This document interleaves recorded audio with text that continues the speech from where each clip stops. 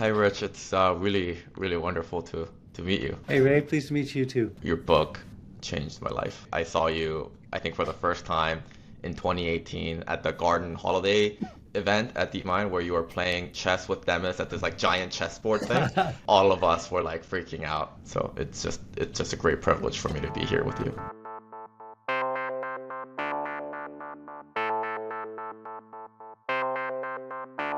Welcome to the Darby Mills series, Intrepid Pioneers of the Next Economy, featuring discussions with entrepreneurs at the forefront of deploying machine intelligence and brainstorming sessions about where the technology may go at the limit. Okay, welcome to the Darby Mills series, Intrepid Pioneers of the Next Economy. I'm Ajay Agrawal, co-founder of Intrepid Growth Partners, and I'm here with our hosts, Richard Sutton of the University of Alberta, who pioneered reinforcement learning. Rich, nice to have you here. Nice to be here. Sendhil Mullainathan from MIT, who uses machine learning to understand complex problems in human behavior. Sendhil, nice to see you. Nice seeing you, Jay. Nice seeing you, Rich. And finally, Niamh Gavin, an applied AI scientist working on optimizing open and closed foundation models for novel semiconductors. Niamh, welcome. Delighted to be here. Thanks, AJ. All right. Rich, Sendhil, and Niamh, they are all senior advisors at Intrepid Growth Partners. And so let's get started. For a quick word about our show, Lom's Mill in Derby was the first successful silk throwing mill in England, and probably the first fully mechanized factory in the world. It was powered and could operate continuously. That transformed the means of production and ignited the Industrial Revolution. We titled this podcast the Derby Mill series, Intrepid Pioneers of the Next Economy, to reflect the magnitude of the productivity boom we suspect AI will deliver. So in this show, our regular hosts, Rich, Sendhil, and Niamh, will meet with intrepid pioneers who are at the frontier of their industries in terms of deploying machine intelligence. Rich, Sendhil, and Niamh will springboard from the current use of AI to brainstorm on where this will go at the limit. What is the trajectory for machine intelligence in each of these domains, and how might we get there? And our first domain is factories. So in today's show, I'm delighted to introduce Rae Jeong, the CEO of Maneva. Maneva's mission is to make factories autonomous. Laura Secord, renowned for its quality chocolate for over a century, has partnered with Maneva AI to integrate artificial intelligence in their factory. Discover how this collaboration now ensures unparalleled excellence in efficiency and product quality. So the main objective of implementing AI was to place employees at roles that are more fulfilling for them. What's great is that working with Maneva, we're able to tackle those very hard to automate jobs. With AI vision, it's not a fixed model. As it learns, it continues to grow. We have a chocolate molding machine with high throughput. It's very hard for a person to check every bar that is going through the line. We wanted to have a camera vision system there to take a picture of every bar. Rae, welcome. Thank you so much for having me here. Really appreciate it. Rich, any questions on your side in terms of how Rae's operations work? So it looks like you're doing some traditional supervised learning where the operators are specifying what constitutes a good quality product and what constitutes not. And all that makes sense. But you're using cameras and a lot of automation. I guess there are lots of questions how far it goes. Maybe you'll just tell us about that at some point. And Rae, anything that you'd just like to begin to clarify now? Yeah, sure. Sounds great. So for us at Maneva, we're deploying our video to action AI to transform factories towards autonomy. And like Rich alluded to, a lot of the core foundational pieces are relatively simple in training these models to be focused around the task at hand.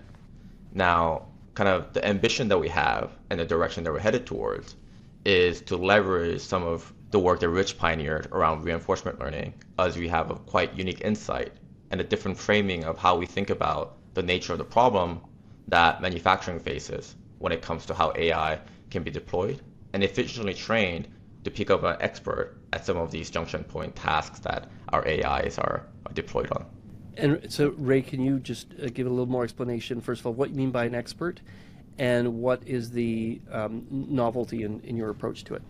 Sure, sounds great. And for me, it's a great honor to be here with everybody here, especially Rich, as I really grew up just reading about his book and eventually working at DeepMind, where I also saw him there doing an incredible work there and following in his footsteps and working on reinforcement learning. To backtrack a little bit, I went to University of Waterloo where I met my co-founder. And we spent many, many days talking about what the future of autonomous manufacturing could look like. And we thought about a future where there is, zero work injuries, workforce injuries, and potentially where a cost of production is just the cost of energy. We tried to solve some of these aspects while in university. We couldn't quite solve it all. I, of course, went off to DeepMind to learn about reinforcement learning. When I started to realize some of the unique problem structure in manufacturing, that we believe that reinforcement learning could have a really big impact. So to get into that unique insight, it was that we're taking a very different approach towards solving these problems in manufacturing, where we aren't necessarily training a one foundation model for manufacturing, but rather thinking about it a lot more towards lifelong reinforcement learning, where kind of the right mental model for it is that the agent is always continuing to learn throughout its life cycle. And we realized that this is really perfect for manufacturing. So if you take the chocolate case for Laura Secord, or the palette case for Laura Secord, where an AI is looking at a palette for classification, or AI is looking at a chocolate for quality assurance. The unique but simple thing that we realized was that that specific AI that is looking at that process only looks at that process for entirety of its lifetime, because the camera doesn't move and the distribution is stationary. So this unique insight, which is relatively simple, brought us to realizing that most of the computer vision companies or AI companies are focused around training a single AI that has to be good at all tasks, where if it's good here, it might get a little bit worse here, much like a self-driving car that needs to drive on every possible road. The problem that we realized that exists in manufacturing, it's as much like if a self-driving car only has to drive in a specific driveway, where then the problem structure changes completely, where then you can start to apply reinforcement learning, continual learning, and active learning towards actually moving forward and solving some of the biggest challenges that we have in our economy, in our civilization. So that's the kind of what kicked me off in starting this journey. And it's just extremely grateful for me to be able to share this with all of you here. So I just want to step in and say, that's brilliant.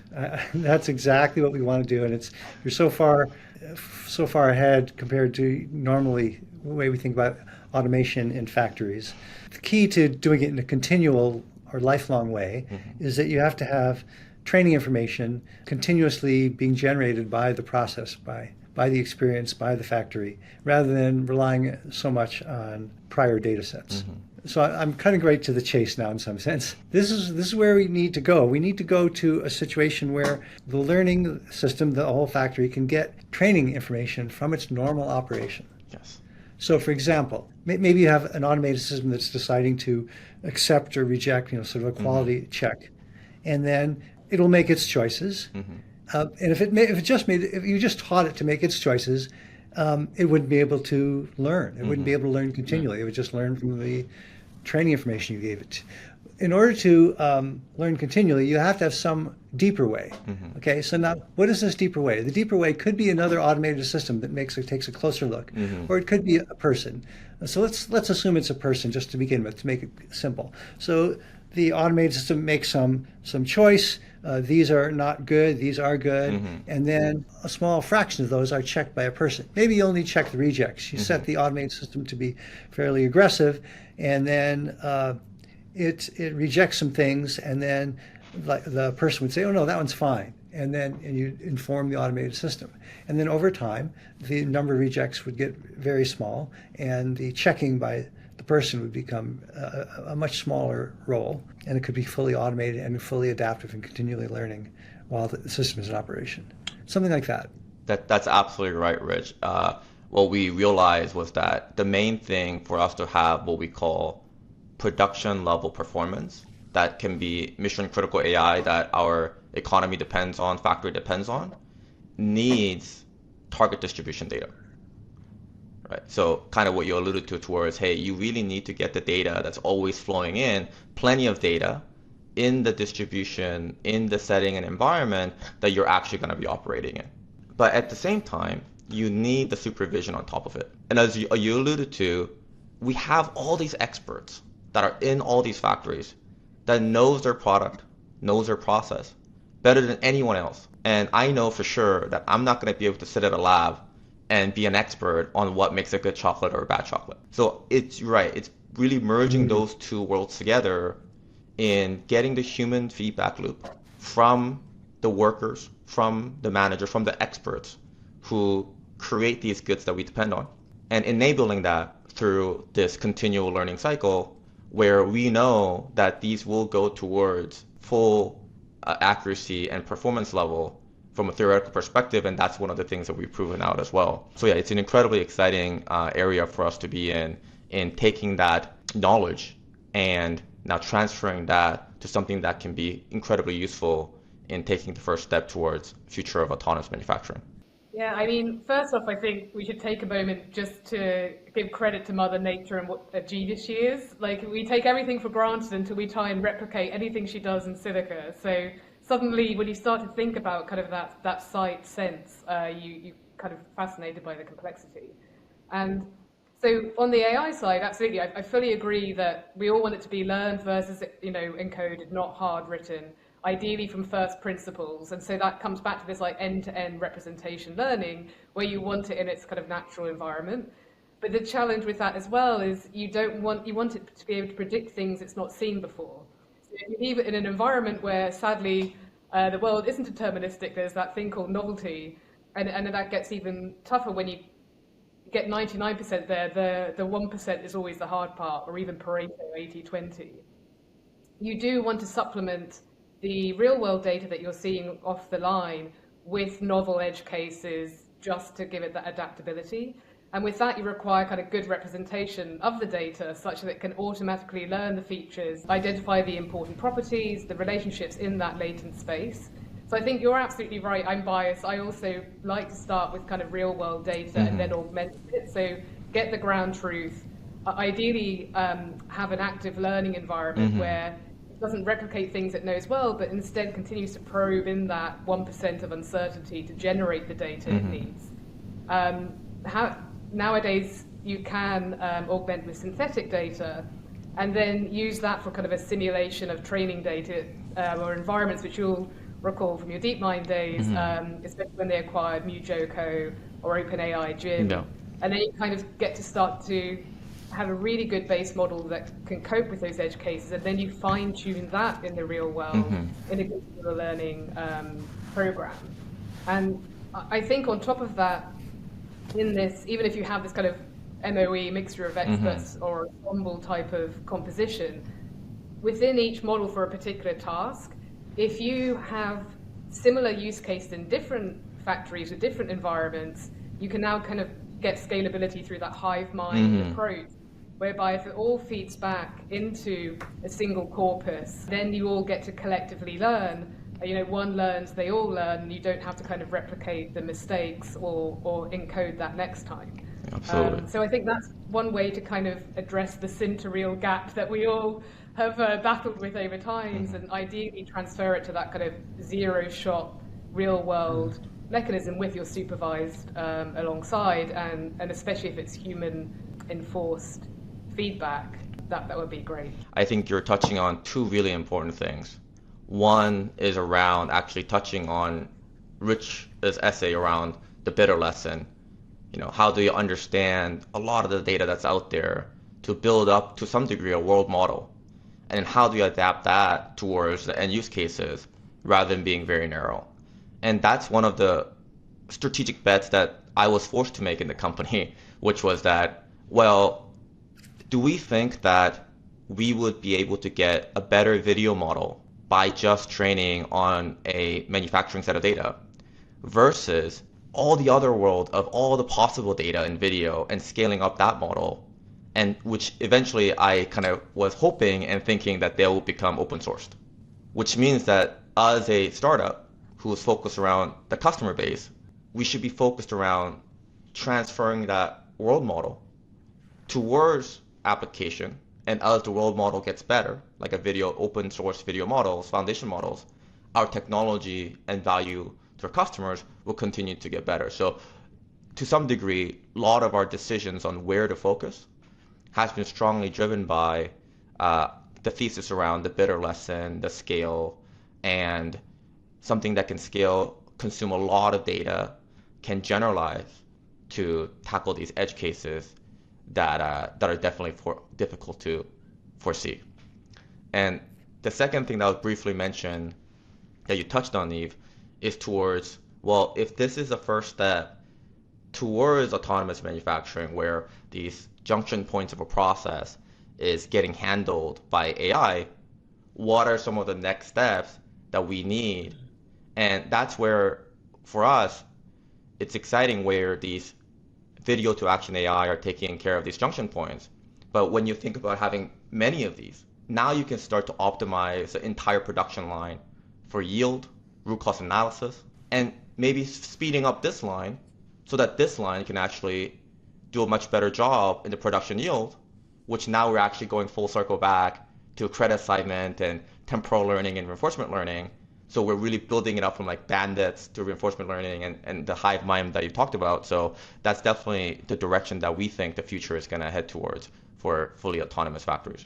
In the process of the algorithm being deployed, let's just use chocolates, of the ones that are maybe a random sample, like Rich was saying, maybe of the ones that are flagged, there's some human feedback. So we're getting more labels coming over time. Mm-hmm.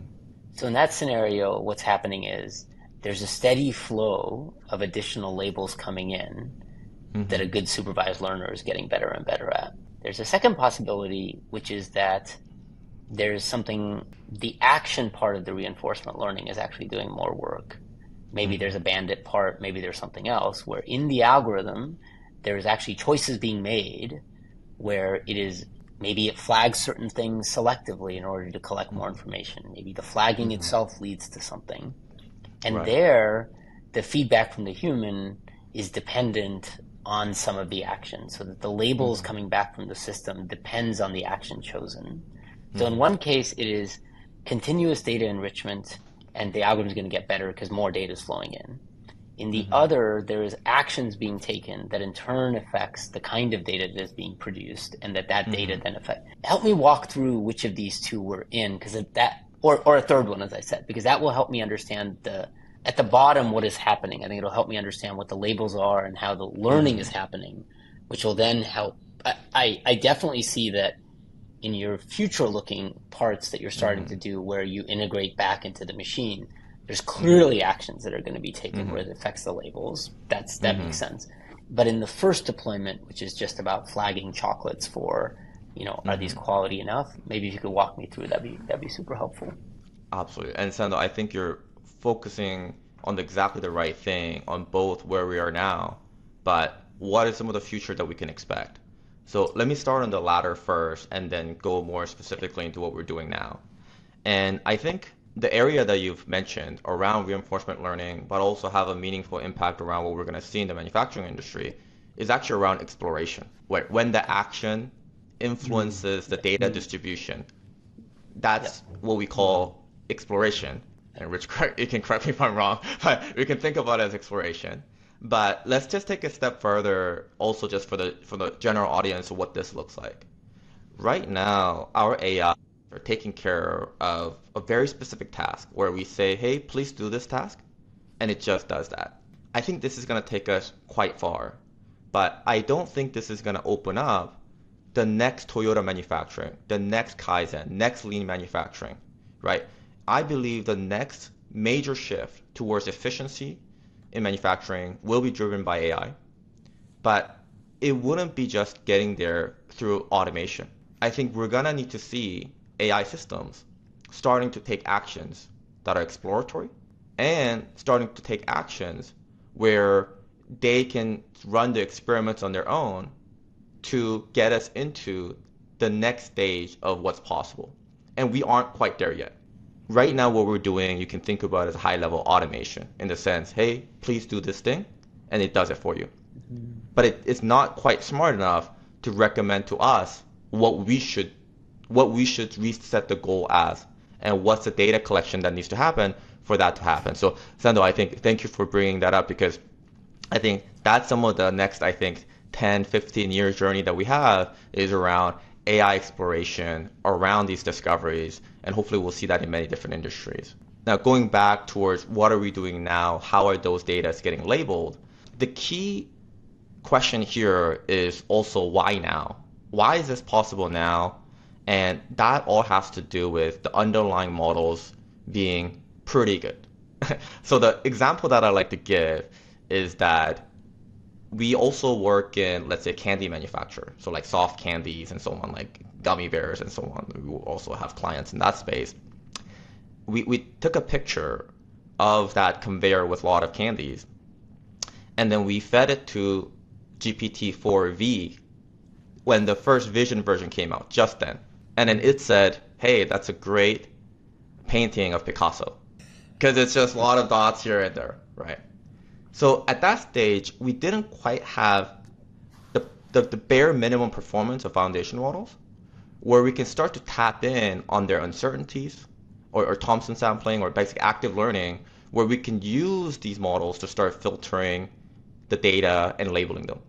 Fast forward to today, these models gotten extremely good. Now the foundation models can actually be deployed, look at this data, and have about 60-70% of performance in a way that it's actually intelligent enough where we can start to subset the data into the most useful ones that we can give a label for.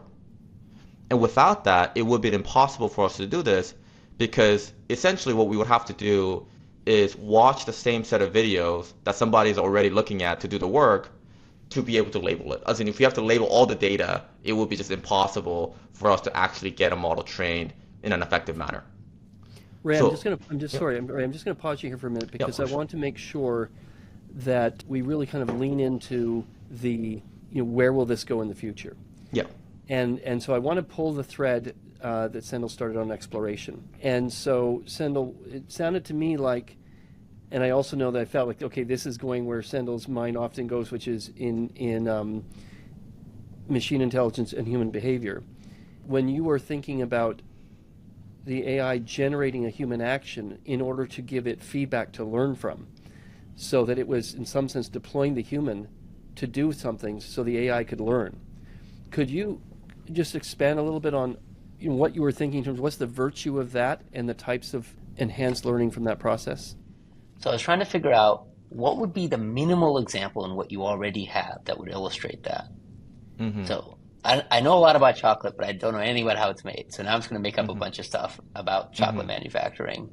Mm-hmm. So imagine you had two stages of quality control. Mm-hmm. There's the quality control of the chocolate coming out, and then there's the quality control of the cocoa beans going in. I don't know. Something. Absolutely. Yes. I don't know what goes into chocolate. Something goes into chocolate. I don't know what it is. I just know it goes into my mouth.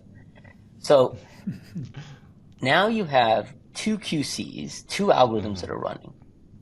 Algorithm one is flagging the kind of beans that the people know we shouldn't do. Fine, that's running in its own track.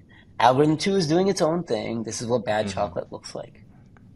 But now you notice, just by giving two QC algorithms that look very similar, doing exactly the same thing, QC algorithm 1 can actually say, hey, let these chocolates go. Trust me on this one. Or no, don't let this one go. It can actually do actions in stage 1 that are counter to what the human would have done based on getting the feedback from QC2. Now we've created a minimal loop, not even an expensive one. I'm not asking to change anything. I'm not asking to. So I guess what I'm asking is, what are such very small loops that you could look for in deployment during manufacturing where you have a chance to show exploration actually could lead to, like here we're not going to get exponential gains. We're going to get marginal gains. It turns out some of the beans that you guys thought are low quality are actually pretty high quality. Turns out whatever it is, even a small amount of evidence like that would then start to show tangibly the vision you have for the future, which I totally agree with, but bring it to the present quite quickly. And I guess I'm curious if you found things. Ajay, does that? This is kind of where I was headed, if that's what you're getting at. This is a good direction. Before Rae comes in, Rich, you may have something to say on this. You're talking about, you guys are all talking about action. Action is good, of course. That's what we love. And when you have action, you have to explore. And I really like Sendhil's example. I think that maybe is a good minimal loop. Yeah, action, control, and prediction. There's a lot more scope in prediction too, is once we make it temporally extended. I keep thinking of to take it to the limit. And take it to the limit in a factory. We would like to be sensitive to the ultimate outputs of that factory. And whether they're high quality chocolate or income produced, we want to create that loop that Sendhil is talking about. And there are tight loops and longer loops. The longer loops would be like, you ship the chocolate out and you look at your sales. Ultimately, there could be issues like that. But in the long run, in the shorter run, we need tighter loops. And if there's just one principle that's echoing here is we're looking for places of getting feedback that can be automated. In order to really take the benefit, it all has to be automated. And in principle, much can be automated, but the field, this is just really challenging to do. But I think Rae, you are being a very brave entrepreneur. This direction is the future, and we have to start on it. Good on you. So, and before we go to Rae, Sendhil, back to you. It feels like the sooner you can build minimal viable examples of this activity happening, it would strike me. This isn't even the scientist in me; it's just the pure business person in me would say, I think building that proof. Look, because I could have watched your video, read your deck, and not differentiated it from any number of supervised learning companies out there. Without having this conversation, I wouldn't have been able to differentiate it, because people can just throw around the word salad as they will. But you have such a deep understanding of it. It seems to me it would behoove you to do certain things so that the proof can become very clear to people, things that others do not have your skill, talent, know-how, how to do. And I love Rich's point of like, what are these minimal loops, short loops? And maybe even being more ambitious. Maybe there are loops of length 4 or 5. Like I would even, if it was my business, I would even find and seek customers where I'm happy to take a loss, but because I have decided they've got the kind of production chain where it is pretty easy to just like have a loop of length 5. I'm like, look, we're not making money on these people, but they are going to be my lead story. So I would just love to hear how you think about it, because that's the future you want. And the sooner you can get that, the more compelling it would be. And Sendhil, before Rae jumps in here, so for people who are listening to this, and when you say a loop of length 5, can you just give some intuition of what's the difference between a loop of length 1 versus 5 versus 10? Like, how should people think about that dimension of loop length? Maybe you should think a choice is made at a certain stage because it looked good, but then it had bad consequences a little bit farther down. Maybe there's a production, something's added to the mix, and it helps it, but then it causes some later step to fail. To give a little context, basically the smaller mini loops that you talked about, Sendhil, that we can do in terms of like conveyor speed, right? Just literally adjusting the speed in a way that was outside. So that's the one that we can do. Rich, what you talked about, I think we should probably touch on like, what does this look like at scale, right? And then that, in my view, is in the direction of we discover new manufacturing processes that never existed before, right? Like that will be like that direction. And then the other side of Sendhil, what you mentioned about this leap, I'll just kind of reword it as a leapfrog effect of like going, a huge step forward. And this is one of the things I learned from Demis is that you want to have a thesis around the solution, but not prescribe it, and find the right problem that give a rise to the right innovation.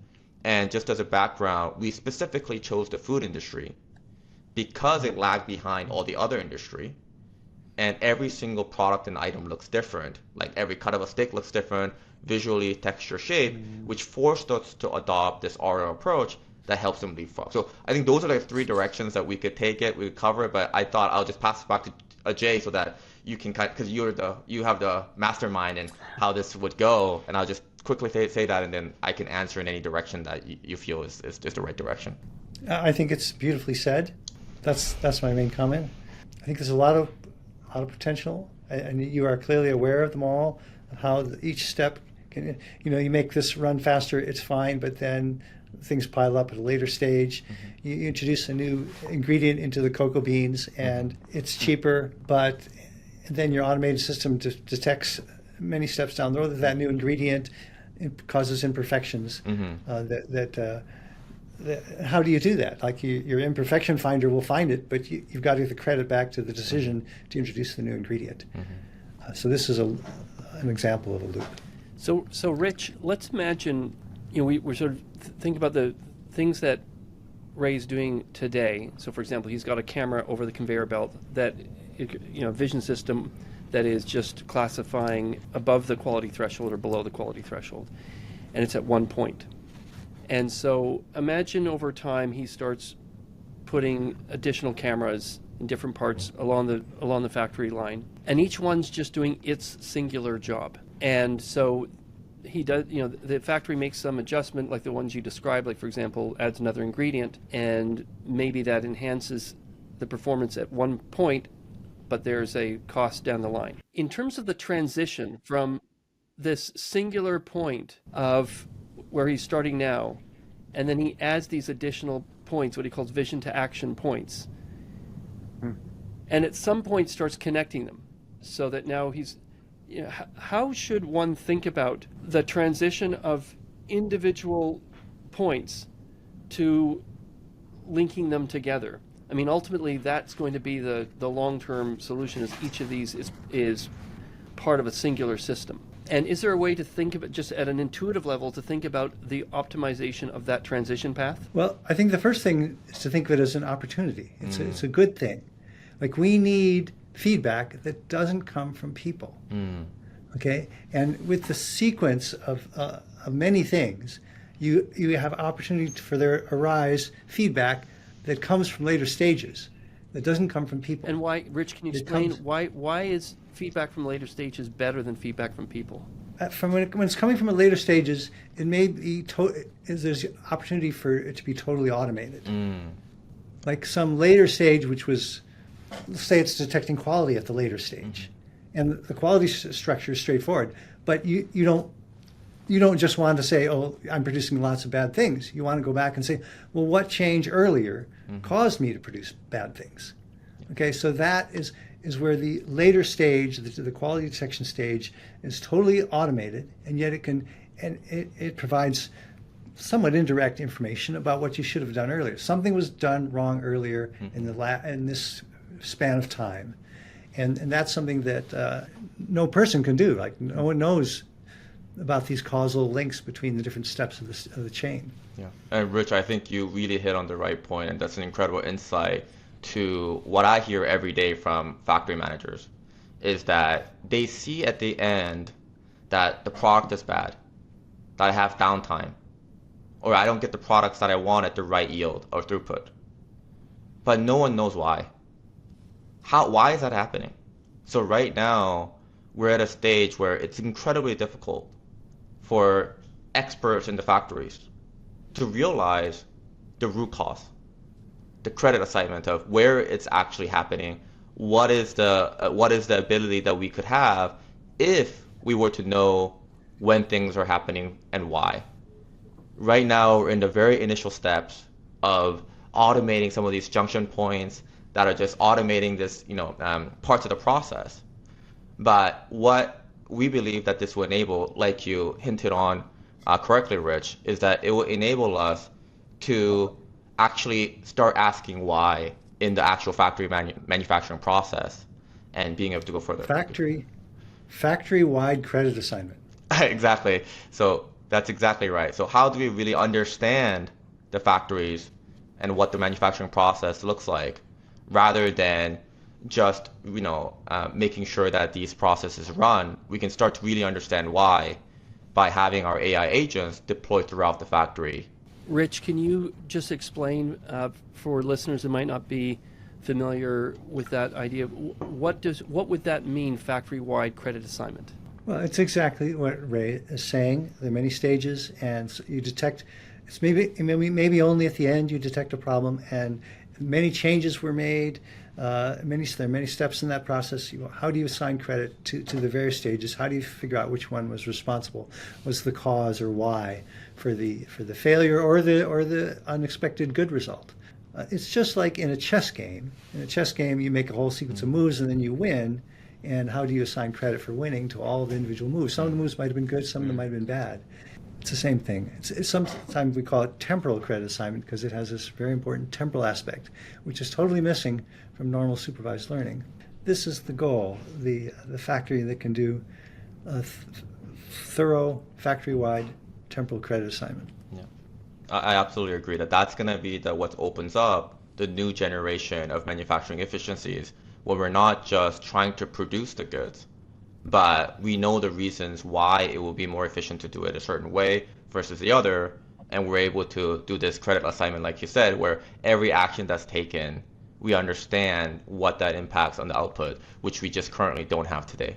All right, we're down to our last few minutes here on this one. Okay. Sendhil, anything else that you'd like to add? No, this is great.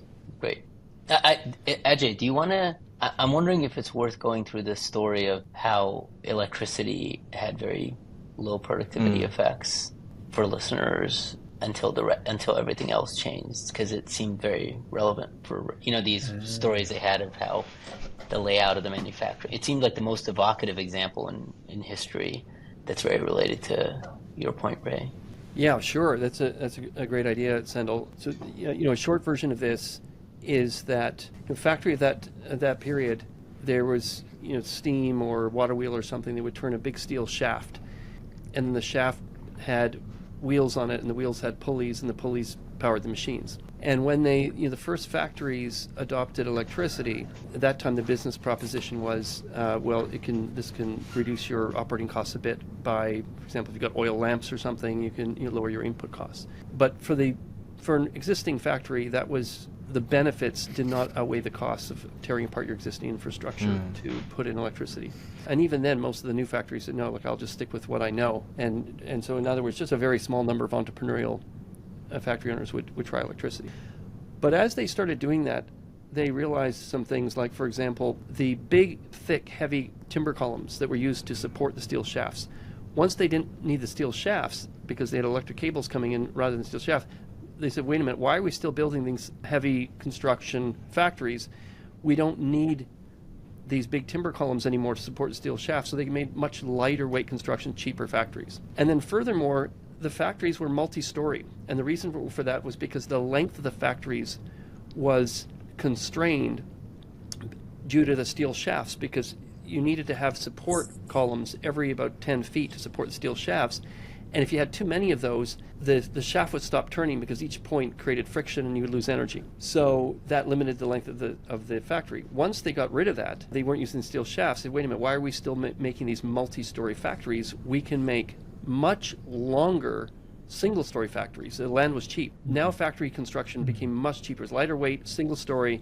Then after a while, they said, wait a minute, why are we still laying out the actual workflow production the same as we did when it was multi-story? Now that it's single-story, we can totally reorganize the machinery, the human workflow, the materials. And so they redesigned the workflow and got a very significant productivity lift just from the redesigned workflow. So lighter weight construction, single-story, better workflow.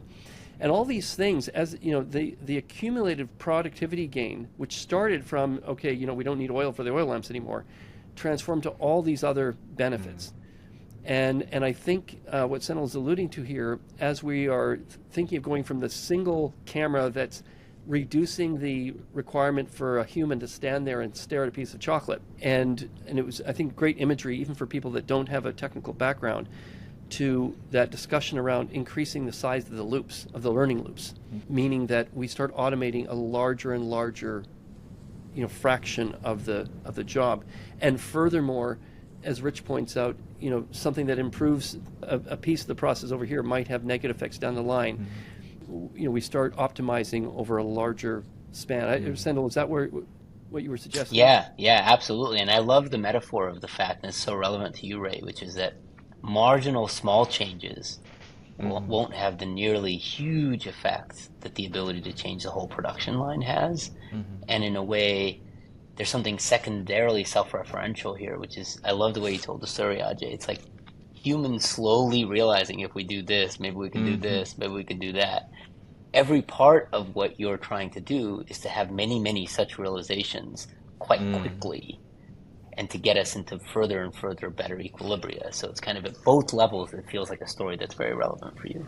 Niamh, anything on your side you'd like to wrap up with on this one? I was going to add that because of our mindset, we're all very much like AI should and can solve everything, but we also need to remember that sometimes like a simple thing that already exists today can be as good as replicating an AI. So rather than having that, deep tech hammer looking for nails to hit, Rae, I'm sure there are other proxies you can use, even as triggers to kind of enable the AI action, such as with the chocolate, it could be weight. It could be when it goes below a certain weight, actually that's when there's a defect because there's air bubbles in it, or in a mechanistic one it could be vibration, or in terms of predictive maintenance it could be thermal. And so there might already be other sensors in the factory that you could leverage, or like commodity IoT pieces, instead of just computer vision, that might be kind of cheaper, faster, better, or another trigger within your workflow orchestration. So I think that's the only thing that sometimes we all need to step back and go like, okay, AI doesn't have to solve everything.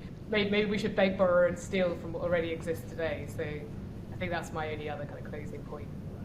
Niamh, thank you. Rich, any closing comments from you? I just want to draw back to Rae's using the word kaizen, continuous improvement. Continuous improvement is a Japanese word referring to that, and of course, Ajay is talking about that. And so in the past, continuous improvement has been worked through people, and we would like to also augment that with continuous improvement that is automated changes. Kaizen. So I'd really like to do reinforcement learning based kaizen. Excellent, thank you, Rich. And Rae, the last 20 seconds are yours. Oh, I just want to mention, thank you so much for having me here. Not only am I just grateful to share what we've been working on and our partnership with our customers, but I think I also learned a lot in the call just now, and it'll help me sharpen my vision as we go forward. And also just lastly, I also want to thank our customer base, who are the people who are actually producing these goods that we all depend on, who choose to adopt the technology, who choose to be brave towards this brighter future that we all believe in. So yeah, I'll just end there. Thanks. All right. Thanks very much, Rae. And that's our show for today. Thanks, Rich, Sendhil, and Niamh, and a special thanks to Rae, founder of Maneva. I will post links to our hosts and guests' social media feeds and web pages in the show notes, as well as our podcast webpage located online on intrepidgp.com/Derby Mill series. Thanks, everyone, for listening.